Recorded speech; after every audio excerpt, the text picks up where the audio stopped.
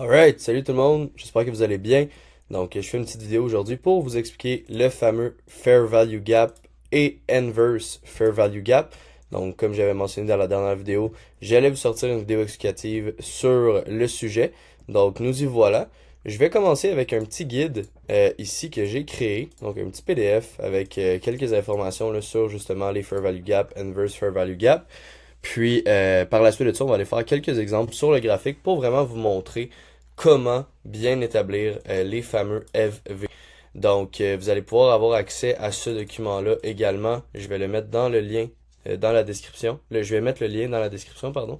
Donc, vous allez pouvoir vous l'utiliser directement ou tout simplement le retrouver là si vous en avez besoin. Donc, je commence ça. Donc, le petit guide que j'ai créé ici, là, dans le fond, l'objectif, c'est vraiment d'apprendre à reconnaître les Fair Value Gap et aussi à comprendre comment les utiliser. Donc, que ce soit dans votre analyse technique, que ce soit pour trader, peu importe, vous allez pouvoir vous fier à ce petit document-là pour justement vous retrouver par rapport à ça. Encore une fois, avant de commencer, je veux juste répéter que ce ne sont pas des conseils financiers. Je suis là simplement pour vous partager mon expérience avec les sujets suivants. Puis en aucun cas, là, ça se retrouve à être un conseil financier. Vous pouvez faire vos recherches de votre côté. Personnellement, c'est seulement ce que moi j'utilise là, au day-to-day dans mon propre trading.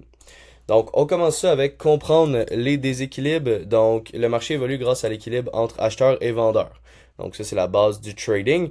Lorsqu'une impulsion est exceptionnellement forte, certains niveaux de prix vont être traversés tellement rapidement qu'ils vont laisser un certain gap, donc un certain déséquilibre, finalement, au niveau du marché, qu'on appelle le Fair Value Gap, donc le FVG. Par la suite de ça, comment le FVG finalement va venir se créer? Donc, il va se former sur un pattern de 3 chandelles. Pour un FVG à la hausse, on va avoir 3 chandelles de baisse. Et comment il va venir se créer? Ça va être entre exemple sur un niveau entre le high, donc le plus haut de la bougie 1, et le low de la bougie. On prend un FVG à la baisse, on va prendre le low, donc le bas de la bougie 1, jusqu'au high de la bougie 3. Donc le vide va se créer au travers de la deuxième chandelle. On va le voir de façon plus visuelle sur le graphique par la suite, mais c'est comme ça qu'un FVG est créé.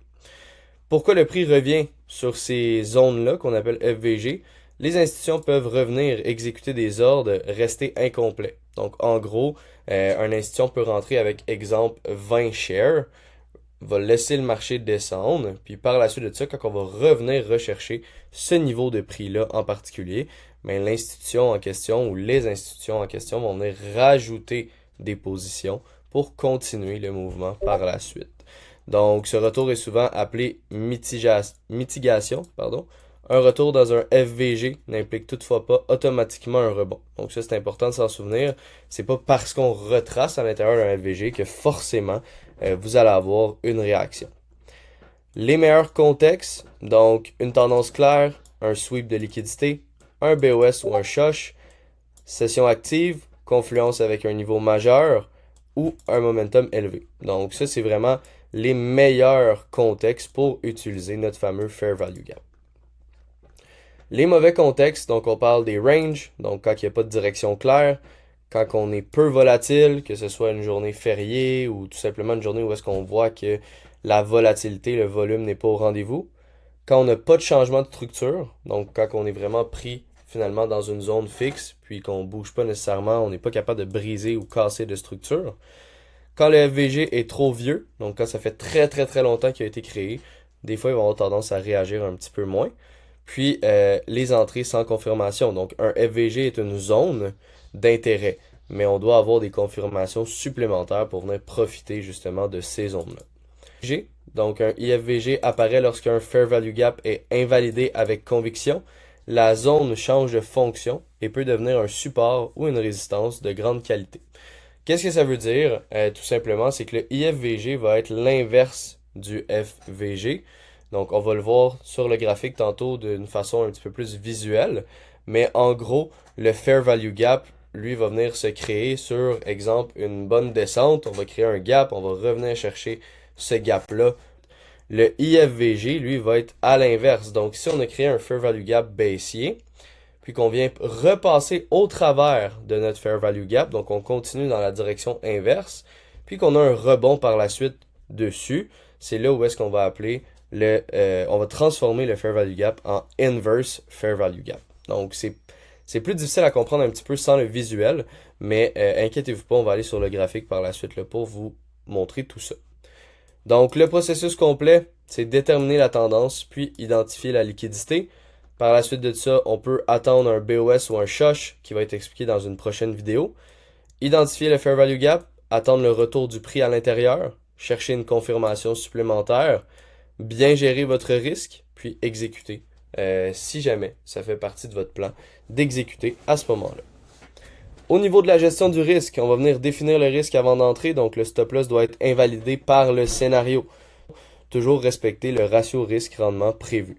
Donc, pour ceux qui connaissent pas encore les stop loss, les take profit, même les entrées, je vais y revenir là, dans une prochaine vidéo, mais c'est super important d'avoir une gestion du risque en tout temps en trading.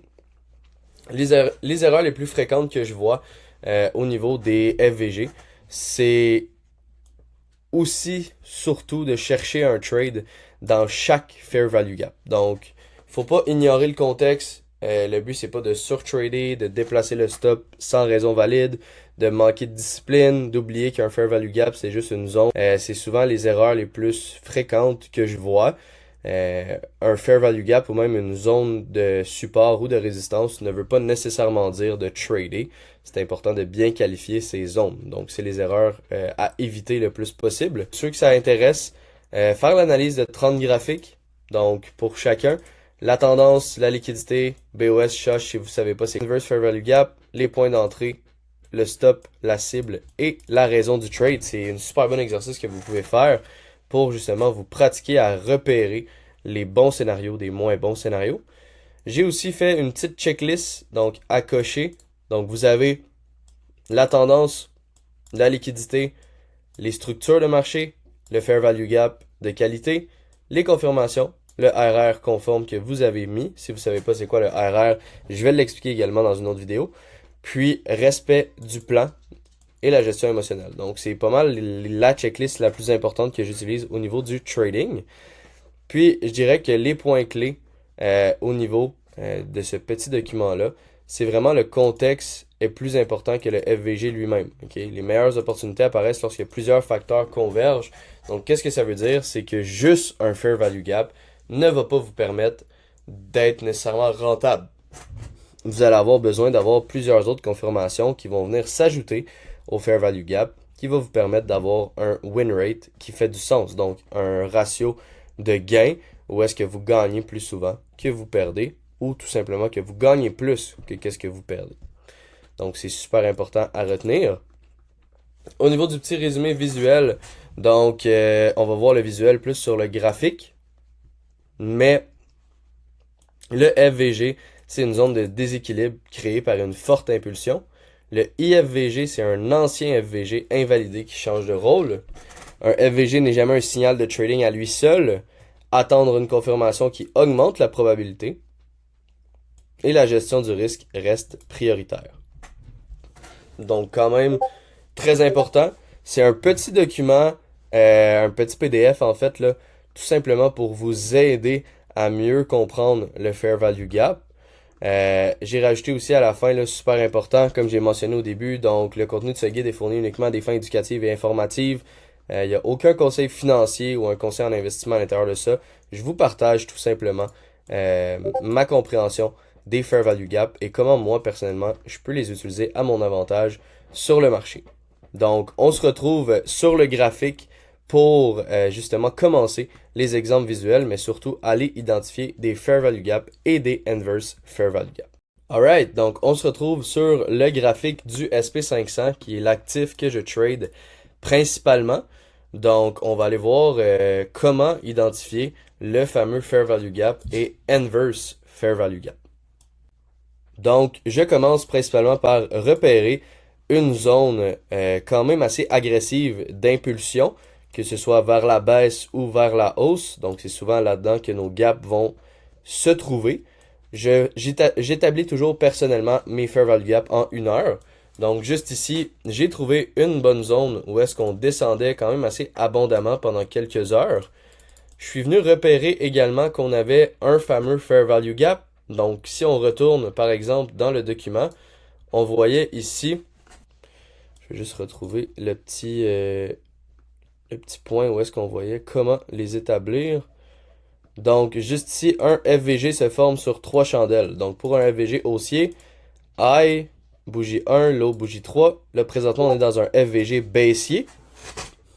Donc, on va venir chercher le low de la bougie 1 et le high de la bougie 3. Donc, si on regarde ici à gauche, donc je vais juste encercler l'endroit où garder votre attention. Puis, on va venir voir, si on regarde tout simplement ici, donc je vais prendre le bon outil de dessin, on voit qu'on a eu des bonnes chandelles impulsives. Ici, je prends exemple le low de ma bougie 1 et le high de ma bougie 3. Donc, on voit ici que entre les deux mèches, donc entre le low et le high ici, on a un espace. C'est cet espace-là ici qu'on va appeler le fair value gap. Donc, c'est la zone où est-ce qu'on a finalement notre déséquilibre. Ici, quand je prends le temps de l'étirer, donc on peut très bien voir au niveau de la zone qu'on a ici, qu'on a eu plusieurs réactions déjà à l'intérieur. Donc, on a eu la réaction ici, qui a recréé un mouvement baissier par la suite. On a eu une deuxième réaction ici, où est-ce qu'on est reparti vers un mouvement baissier par la suite. On a eu quelques autres réactions ici, où est-ce qu'on est reparti pour un mouvement baissier par la suite. Puis si je tasse à la journée d'aujourd'hui, donc où est-ce qu'on est rendu pour l'instant, on a eu encore une fois une réaction ici pour retenter peut-être de repartir éventuellement vers de la baisse. Donc, vous voyez par vous-même déjà que c'est une zone qui réagit très, très, très, très bien. Donc, c'est la raison pour laquelle on l'établit justement. Okay? C'est pas juste la zone qui va nous permettre de prendre une transaction, mais c'est une très, très, très bonne zone de support ou de résistance où est-ce qu'on peut voir très bien le prix justement réagir à l'intérieur. Donc, ça, c'est un exemple parmi tant d'autres, mais juste pour m'assurer que vous comprenez bien comment justement établir le fameux fair value gap, on repère en premier une zone où est-ce que le prix a bien descendu ou bien monté, donc une bonne impulsion. On regarde chacune des chandelles, est-ce qu'on a un déséquilibre, un espace où est-ce qu'on a un déséquilibre dans le marché. Ici, on peut voir que, bon, chandelle 1, 3, non, on est ex aequo. On part ici, le bas de la chandelle, jusqu'au high de la prochaine. Donc, le bas est ici. Le high, donc le plus haut de la prochaine est ici. On voit qu'il y a un espace vide entre les deux. C'est à ce moment-là qu'on va venir tracer le fameux fair value gap. Puis on peut l'étirer jusqu'à temps qu'il soit brisé. Donc qu'on soit capable de passer au-dessus. Puis de continuer finalement le mouvement vers la direction inverse.